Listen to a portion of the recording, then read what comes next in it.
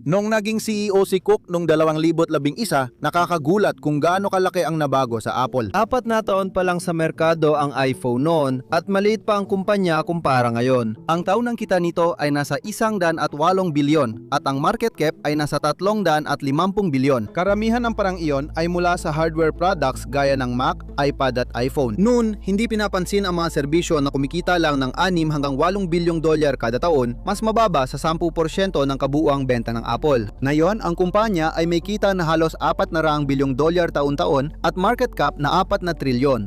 Ang iPhone lang ay may kita ng 200 bilyong dolyar kada taon. Habang ang Mac at iPad ay pinagsamang nagdadagdag ng 60 hanggang 80 bilyong dolyar, ang mga wearable tulad ng Apple Watch at AirPods ay nagdadagdag ng 30 hanggang 40 bilyon at ang mga serbisyo gaya ng iCloud, Apple Music, Apple TV Plus at mga bayarin sa App Store ay ngayon ay kumikita ng humigit kumulang 100 bilyong dolyar. Wala ni isa dyan ang nangyari ng hindi sinasadya. Hindi agad binago ni Tim Cook ang Apple o itinapon ang playbook ni Steve Jobs. Pinahusay nga ang lakas ng Apple sa disenyo, integrasyon ng hardware at software at serbisyo kasabay ng paggamit ng bagong estratehiyang pinansyal para dawing 20 beses na mas malaki ang kumpanya. Noong kay Steve Jobs, simple lang ang pilosopya ng produkto ng Apple na kasya sa isang slide. Noong late 1970 dekada, gumawa siya ng dalawang grid, consumer versus professional at portable versus desktop. Dahil dito, 4 lang ang pangunahing produkto ng Apple. May consumer desktop na naging iMac at professional desktop na PowerMac na naging Mac Pro. May consumer portable tulad ng iBook at MacBook at professional portable gaya ng PowerBook at MacBook Pro. Iyan ang naging roadmap. Imbes na maraming magkaparehong modelo, 4 na magkaibang makina lang ang ginawa ng Apple. Bawat isa ay pinakamahusay sa kategorya nito. Habang lumipas ang 2,000, nagdagdag si Jobs ng bagong produkto pero pinanatili ang pilosopiya. Nagsimula ang iPad bilang music player tapos lumawak sa iba't ibang antas. Ang Shuffle ang pinakamura, ang Nano ang nasa gitna at ang Classic ang pinakamahal. Inilunsad ang iPhone noong 2007 na may taunang update at kadalasan binebenta pa rin ang lumang modelo sa mas murang presyo. Noong 2010 dumating ang iPad bilang isang modelo lang, ang ideya ay focus. Hindi nilalayo ng Apple na sakupin lahat ng presyo. Gumagawa sila ng device na nagtatakda ng kategorya at pinapaganda taon-taon. Matagumpay ito sa pinansyal na aspeto. Nang sumikat ang iPod at lalo pang sumabog ang iPhone, tumaas ang quarterly kita ng Apple mula ilang bilyon hanggang 10 bilyong dolyar. Pagsapit ng 2011, nasa 100 at 8 bilyon na ang net sales ng kumpanya. Ang 40% na ng halagang iyon, lampas 45 bilyon ang 21 bilyon. Ang iPad sa unang taon pa lang ay nagdala na ng halos 20 bilyong dolyar. Samantala, ang iTunes, software services at accessories ay nag-ambag ng kulang 15 bilyon. Isa ang Apple sa pinakamahalagang kumpanya sa mundo. Ngunit hardware business pa rin ito na umaasa sa patok na produkto, lalo na sa iPhone na bumubuhat sa kumpanya. Kapag bumagal ang paglago ng smartphone o bihira ng mag-upgrade ang mga tao, babagal din ang paglago ng Apple. Iyan ang naging sitwasyon ni Tim Cook na maging CEO siya noong Agosto 2011. Isang sikat na brand na nakaasa sa isang matagumpay na device at business model na nakasandal sa benta nito. May isa pang limitasyon si Cook. Hindi niya mahihigitan si Steve Jobs, ang karismatikong visionary na tutok sa detalye ng hardware. Iba si Cook at hindi rin niya ginaya si Jobs. Sa halip, ginamit niya ang dahilan kung bakit siya kinuha noong 1998 bilang operations expert na nag-ayos ng supply chain ng Apple. Siya ang nagbawas ng inventaryo, nagpatayo ng just-in-time manufacturing at nakipagnegosasyon ng long-term deals para bigyan ng Apple ng mas murang at mabilis na access sa mahalagang pyesa. Noong kay Jobs, operations ang sumusuporta sa hardware design. Sa panahon ni Cook, tanong kung mapapalawak ng Apple ang hardware para sa mas malaking audience nang hindi sinusuko ang kalidad. Ang sagot sa tanong na yan ay unang nakita sa iPhone lineup. Noong 2007-2011, isang pangunahing iPhone lang ang nilalabas bawat taon. Sa pamumuno ni Cook, naging buong lineup ang iPhone mula sa pagiging isang modelo lang. Nagsimulang mag-alok ang Apple ng iPhone SE para sa mas mababang presyo, isang standard na iPhone, isang mas malaking Plus na bersyon, isang Pro na modelo at isang Pro Max. May dagdag pang discounted na modelo mula nakaraang taon, kaya imbes na isa o dalawa, 6 na pagpipilian na ngayon mula 400 dolyar hanggang higit 1,000 dolyar. Maaring mukhang watak-watak ito ngayon, pero sinadya ito ng Apple. Karamihan sa mga modelong yon ay ginawa gamit ang parehong pamilya ng chips, May parehong disenyo, tumatakbo sa parehong bersyon ng iOS at sumusuporta sa parehong pangunahing mga serbisyo. Mula sa pananaw ng negosyo, pinayagan ng mas malaking hanay ng produkto ang Apple na makuha ang mas malaking bahagi ng merkado. Ang iPhone SE ay maaaring umabot sa mga mamimiling sensitibo sa presyo o sa mga umuusbong na merkado. Ang regular na iPhone ay para sa mainstream na merkado, habang ang Pro at Pro Max ay para sa mga mahilig na handang magbayad para sa bagong teknolohiya. Pinayagan nito magdagdag ang Apple ng mas malaking storage, mas magandang display o dagdag camera feature sa high-end models habang tumataas ang kita. Ginamit din ang diskarteng ito sa iPad. Nagsimula ito bilang tablet at naging pamilya ng produkto. Ang pangunahing iPad ay para sa mga budget-conscious at paaralan, iPad mini para sa mas maliit na gusto, iPad Air sa mid-range at iPad Pro para sa creative professionals at walang limitang budget. Sa Mac, naipagsimple na ito ni Jobs sa iMacs, MacBook Pros at MacBook Airs. Sa panahon ni Cook, may MacBook Air sa iba't ibang laki at desktop mula Mac Mini hanggang Mac Studio at Mac Pro. Kahit nakamakailan lang ay inalis na yon. Ang diskarteng iyon sa hardware ay nagpalaki ng kita mula 100 bilyon noong 2011 hanggang halos 400 bilyon na yon. Habang pinanatiling magkakaugnay ang mga produkto, hindi parang random na katalogo. Bahagi lang ito ng kwento. Isa pa, agresibo ang estratehiya ni Cook sa mga serbisyo. Noong 2011, simple lang ang business model ng Apple. Kumikita sila sa hardware at kadalasan dito lang sila kumikita kapag bumili ka ng device. Noong taon na yon, halos lahat ng 108 bilyong kita ng Apple ay mula sa hardware sales. Ang iPhone ay nag-ambag ng mahigit 40% ng kita, ang Mac at iPad ay nagdagdag ng halos 40% pa, ang iPads at accessories ay umabot sa mga 10% at ang iTunes software at mga serbisyo ay bumuo ng natitirang 10%. Ginamit ni Tim Cook ang estratehiyang gawing daan lang ang pagbebenta ng device tungo sa mga serbisyo. May mga serbisyo ng Apple noong panahon ni Steve Jobs, pero karamihan ay sumusuporta lang sa hardware experience. Nagsimula ang iTunes Store noong 2003 bilang paraan ng pagbenta ng mga kantang 99 na sentimo para suportahan ang iPad at iPhone. Inilunsad ang App Store noong 2008 at naging matagumpay, pero hindi inasahan ng Apple na kikita sila rito, kundi mabawi lang ang puhunan at makahatak ng mas maraming iPhone customers. Ang one-to-one ay subscription para sa pribadong training sa Apple Store na may halagang $99 taon-taon. Ginawa ito para suportahan ang pag-unawa ng mga gumagamit sa nabili nilang hardware. Ang MobileMe na naging iCloud ay nagkakahalaga ng $100 taon-taon at layunin nitong i-sync ang email, contacts at calendars ng user sa lahat ng device. Pinangunahan ni Cook ang paglunsad ng maraming subscription service ng Apple, kabilang ang Apple Music at Apple TV Plus na pwede nang gamitin kahit walang Apple hardware. May iCloud Plus, Apple News Plus, Apple Fitness Plus at Apple Arcade din. Matapos ang 8 taon bilang CEO, nadoble ni Cook ang kita ng Apple mula sa serbisyo. Umabot ng 45 bilyon noong 2019 at halos 85 bilyon noong 2023.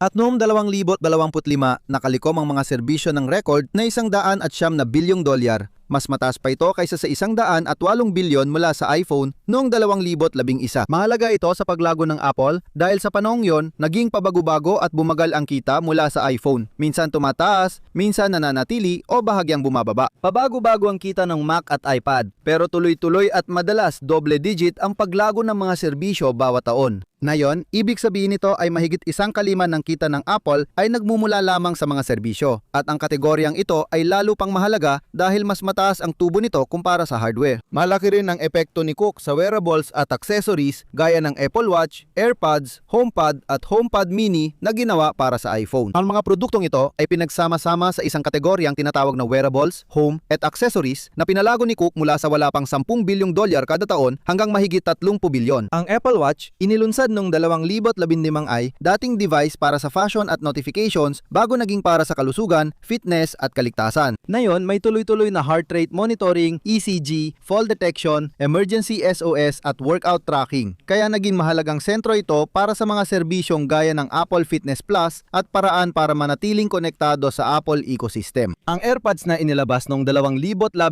ay naging top-selling headphone sa mundo sa loob ng 3 taon, kahit pa tinatawanan ang disenyo nito sa memes. Kasama ang HomePod at iba pang aksesora, kasing laki na ng buong Mac business ang kategoryang ito. Ang pangunahing ideya ay umiikot lahat ng device na yon sa iPhone. Sa ilalim ni Cook, pinakinabangan ng Apple ang kanilang pinakasikat na hardware para itulak ang kanilang mga serbisyong may regular na kita habang pinalilibutan ang mga device tulad ng iPhone ng iba pang hardware na mas nagpalalim ng pagkakatali sa ecosystem.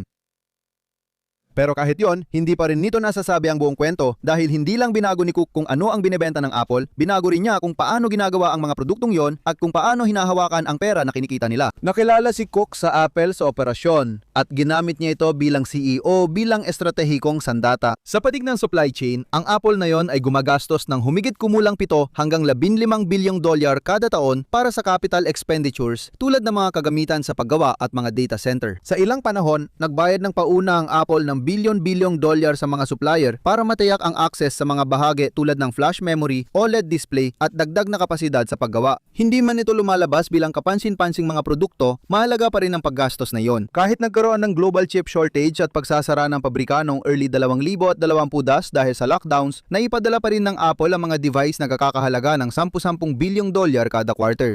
Nakaranas ito ng pagbagal at problema at binanggit ni Cook ang supply na limitado sa earning calls. Pero mas matindi ang naranasan ng maraming kakumpetensya, mas malalalang kakulangan, mas mahahabang pagkaantala at pati na rin ang hindi paglulunsad ng ilang produkto. Kasabay nito, patuloy na dinidiversify ng Apple ang produksyon. Inililipat ang paggawa ng iPhone at Mac sa India at Vietnam bukod sa China. Kailangan ng bilyong puhunan at matagalang plano ang pagbabagong iyon, isang hakbang na talagang typical ni Cook para maiwasan ang panganib sa geopolitika at operasyon. Bukod pa dyan, mas pinalalim pa ng Apple sa ilalim ng pamumuno ni Cook ang pagdidisenyo ng sarili nitong mga chip. Sinimulan ng kumpanya ang prosesong ito sa ilalim ni Jobs gamit ang A4 chip sa orihinal na iPad at iPhone 4 noong 2010 matapos bilhin ang PA Semi, isang chip design company. Mas pinaigting ni Cook ang pagsisikap na yon. Sa buong dekada ng 2010 ang Apple A-series chip ang nagpapatakbo ng iPhone at iPad at kadalasang mas mabilis at episyente kaysa sa mga kakumpetensya. Noong 2020, inanunsyo ng Apple ang paglilipat ng Mac mula Intel processors papunta sa custom chip na M1.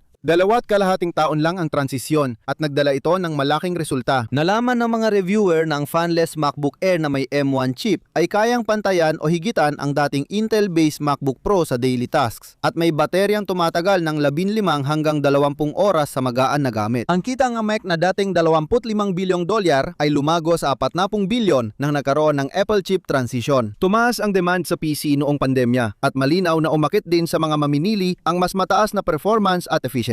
Mas mahalaga, hindi na kailangan maghintay ng Apple sa naantalang chip roadmap ng Intel. Pwede na nilang i-align ang hardware, software at silicon schedules at gamitin muli ang parehong teknolohiya sa iPhone, iPad at Mac. Kaya mas naabot ng Apple ang bagong antas ng vertical integration na madalas iugnay kay Cook. Pagdating naman sa pananalapi, nung namatay si Steve Jobs, ang Apple ay may humigit kumulang 80 bilyong dolyar na cash at halos walang pangmatagalang utang. Habang patuloy na pumapasok ang kita mula sa iPhone at iPad, umabot sa rurok ang cash reserves nila sa humigit kumulang 250 bilyong dolyar, mas malaki pa kaysa sa cash reserves ng ilang bansa. Dahil sa malaking halaga, nagtanong ang mga shareholder kung bakit di muling ipinupuhunan ng kumpanya ang pera. Noong kay Jobs, iminungkahi na ni Warren Buffett na bumili ng sariling stocks ang Apple pero tumanggi si Jobs. Nang maging CEO si Cook, sinunod niya ang payo ni Buffett at naglunsad ng stock buyback at dividend program matapos ang 7 buwan. Unang beses, muling nagbigay ng quarterly dividend ang Apple mula pa noong kalagitnaan ng dekada 90 bago bumalik si Jobs. Ang unang payout ay $2.65 kada share at sa kalagitnaan ng 2020 mahigit 100 bilyon nang naipamahaging dividends ng kumpanya. Pero ang tunay na nagbago ng laro ay ang pagbili muli ng sariling stocks. Noong 2012, nagsimulang mag-buyback ng stocks ang Apple na kadalasang nagpapataas ng presyo. Gumastos sila ng mahigit 850 bilyon sa pinakamalaking stock buyback program sa kasaysayan na nagdulot ng totoong epekto. Nabawasan nila ang bilang ng shares ng Apple ng humigit kumulang 30 hanggang 40% kumpara noong 2011 na ibig sabihin bawat natitirang share ay kumakatawan sa mas malaking bahagi ng kita ng kumpanya. Mas mabilis tumaas ang earnings per share nila kaysa net income dahil nabawasan ng shares. Kasabay nito, naglabas ang Apple ng bilyon-bilyong dolyar na long-term utang kahit marami na silang cash. Maaring hindi ito inaasahan, pero pinayagan ng kumpanya na ibalik ang pera sa shareholders ng tax-efficient at samantalahin ang mababang interest rates. Dahil dito, tuloy-tuloy ang pagtaas ng stock ng Apple kahit bumagal ang hardware sales. Sa panahon ni Jobs, sobrang pagtutok ng Apple sa produkto. Ang disenyo na pinamunuan ni Jonathan Ive ay pangalawa lang kay Jobs sa kapangyarihan. Kahit ang engineering team ay kailangang sumunod sa mga desisyon ng design team na sinasabing dahilan kung bakit madaling mapunit at masira ang mga power cable ng Apple. Ayaw ng mga designer nila ng tuwid na dahon sa cable dahil hindi maganda tingnan. Sa panahon ni Cook, mas pantay-pantay ang Apple. Hindi na lang si Jobs ang nagke-keynote na yon. Iba-ibang senior vice presidents at directors na ang nagpe-presenta ng mga produkto sa launch. Malaki rin ang tinaas ng gastos ng Apple sa research and development. Noong 2011, gumastos sila ng halos 2.4 bilyon sa R&D, mga 2% ng kita nila. Pagsapit ng kalagitnaan ng 2000 at 20 lumampa sa 20 bilyong dolyar kada taon ng halaga, halos 5% ng mas malaking kita. Dumami rin ang empleyado ng kumpanya mula 60,000 noong 2011 hanggang mahigit 150,000 ngayon, bukod pa sa daan-daang libong kontratista at manufacturing partners.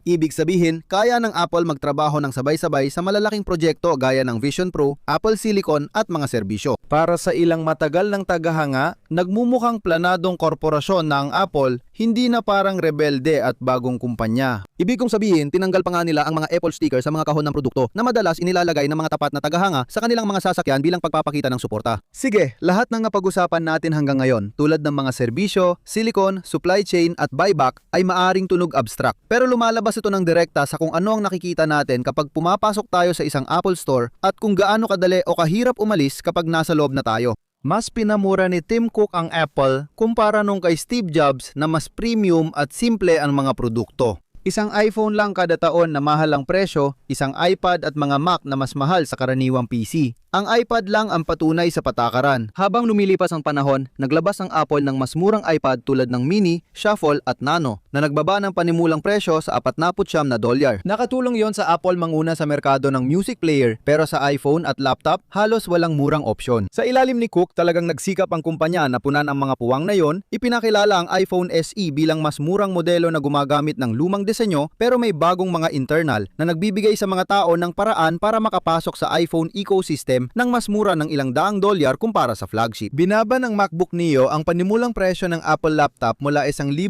sa $600, kaya mas abot kaya na ngayon ang pumasok sa Apple ecosystem. Kasabay nito, sinusubok nila kung gaano kalaki ang kayang bayaran ng mga customer para sa bagong teknolohiya. Sa pamumuno ni Steve Jobs, inilunsad ng iPhone sa $500 na may 2-year contract. Pagkalipas ng 3 buwan, bumaba ito sa $400. At sa mga sumunod na taon, nanatili ang presyo nito sa $200 na may kontrata at nang nagsimulang ibenta ang mga iPhone ng walang subsidy, nanatili ang presyo nito sa $650. Sa pamumuno ni Cook, lalo pang tinaasa ng Apple ang presyo. Ang iPhone 8 ay nagsimula sa $700 at ang iPhone 10 naman ay $1,000. Ito ay isang controversial na pagtaas ng presyo para sa mga customer. Natakda ang iPhone 10 bagong sales record, kaya naglabas ang Apple ng mas malaking XS Max sa halagang $1,100 noong sumunod na taon. At sa wakas, noong 2023, ang iPhone 15 Pro Max ay may panimulang presyo na $1,200. Ang parehong trend ay makikita rin sa ibang mga kategorya. Ang MacBook Pro ay mula $1,800 noong 2012 hanggang $2,200 ngayon, habang ang flagship na iPad ay mula $500 noong 2010 hanggang $1,000 ngayon. Kaya ang mga customer na gustong makuha ang pinakamahusay na technology ng Apple ay kailangan ng magbayad ng mas malaki habang sabay na pumapasok sa isang ecosystem na mas mahirap ng takasan. Sa panahon ni Jobs, mahirap talagang lisanin ng Apple. Kung may iPhone, Mac at iPad ka, nasa iTunes ang music mo, sa iPhoto ang mga larawan, at ayos na ang email at contacts. Ang paglipat sa Android o Windows ay mangangailangan ng buong weekend para mag-export at mag-import. Sa ilalim ni Cook, lalo pang lumala ang hirap. Ang iPhone mo ngayon, nakakabit lang sa Apple Watch na pang iOS lang. Mawawala rin ang otomatikong pagpalit ng AirPods sa mga device. Kailangan mong i-export ang photo library mo mula iCloud at mawawala ang access mo sa Apple Arcade at lahat ng cards, tickets at keys sa Apple Wallet. Ang pag-alis sa Apple ecosystem ay hindi lang simpleng palit telepono. Kailangan mong ayusin ang koneksyon ng mga device at subscription, mawawala ang access sa ilang features, ililipat ang maraming gigabytes ng data at hindi magagamit ang iMessage at FaceTime sa non-Apple device. Kung tingin mong hindi patas ang kompetisyon, tama ka. Dahil ang mga regulator sa iba't ibang rehiyon, kabilang na sa US at European Union, ay nagsampa ng mga kaso laban sa Apple tungkol sa mga dahilan na yon. Kasama rito ang higpit ng App Store, operasyon ng Apple Pay at NFC access, at hirap na mga kakumpetensya mag-integrate sa plataforma ng Apple. Kung naging dahilan ng hindi patas na pagkakatali ng mga customer ang iMessage at iba pang serbisyo, may mga bansang napilit na ang Apple na buksan ang ilang bahagi ng ecosystem nila at posibleng masundan pa ito. May tanong kung ano ang prioridad ng Apple, produkto o pananalapi. Noong panahon ni Steve Jobs, binabatikos ang Apple sa hindi pagbibigay pansin sa Wall Street. Hindi talaga iniintindi ni Jobs ang mga dibidendo. Hindi niya hinati ang stock sa loob ng maraming taon at hindi rin siya gumawa ng buybacks. Ang focus niya ay nasa mga produkto lang. Sa panahon ni Cook, maganda pa rin ang hardware ng Apple. Pero kita na mula sa serbisyo, pag-monetize ng install base at stock buybacks ang pangunahing focus. Nakikinabang ang shareholders at pananalapi ng kumpanya pero mukhang kapalit nito ang kawalan ng revolusyonaryong produkto na makikita sa timeline ng major releases. Malaking tagumpay ang Apple Watch at AirPods sa panahon ni Cook. Pero extension lang sila ng iPhone, hindi standalone. Ang Vision Pro lang ang tunay na bagong produkto niya. Dumating ito na may presyong $3,500 at matinding hype. Tinawag bilang special computer ng Apple at bagong malaking platform. Inasahan ng Apple na makabenta ng 800,000 units sa unang taon pero lumabas na mataas ito at tinatayang 400,000 lang ang naibenta. Na ayon sa mga retailer ay may hindi pangkaraniwang taas ng porsyento ng mga isinauli na mas mataas pa kaysa sa kahit anong modernong produkto ng Apple. Nariyan din ang Apple Car, proyektong hindi inamin ng kumpanya pero nadimbukas na sikreto lalo na nang kinumpirma ng Hyundai na may usapan ng Apple sa mga car manufacturer. Gumastos umano ang Apple ng 10 bilyon sa proyekto sa loob ng 10 taon. Ngunit nang lumabas na malayo pa ang self-driving tech, iniwan nila ito. At pagkatapos ay nandyan si Siri, isang voice assistant na nauna sa lahat ng iba pero napag-iwanan ng husto kaya't nagbabayad na ang Apple para magamit ang AI technology ng Google upang makahabol. Nangako sila ng mas pinahusay na Siri sa simula ng 2025 pero naurong ito hanggang huling 2026 o unang 2027. Sa proseso, naranasan nila ang mga problema sa ilang tampok na inilabas, gaya ng notification summaries na mali sa balita at custom emoji na hindi pulido gaya ng ipinangako ng Apple. Noong 2025, naharap ang Apple sa mga kaso at kasunduan dahil sa pagkaantala ng AI features ni Siri. Sa katunayan, kamakailan lang, pumayag ang Apple na magbayad ng humigit kumulang 250 milyon para ayusin ang isang class action lawsuit na nagsasabing sobrang ipinangako nila at kulang ang naibigay sa mga bagong tampok ni Siri na in-advertise kasama ng iPhone 16. Sa isang banda, nag-aalok ang Apple ni Cook ng mas abot kayang entry-level na produkto, mas maraming hardware, magagandang chips at iba't ibang serbisyong komportable. Pero sa kabilang banda, ang mga presyo ng mga high-end na produkto ay tumaas ng malaki. Mas mahirap nang umalis sa kanilang ecosystem kapag nandoon ka na at mas inuuna nila ang financial engineering kaysa sa product engineering. Ako si Greg mula sa Apple Explained. Salamat sa panonood. Magkita tayo sa susunod na video.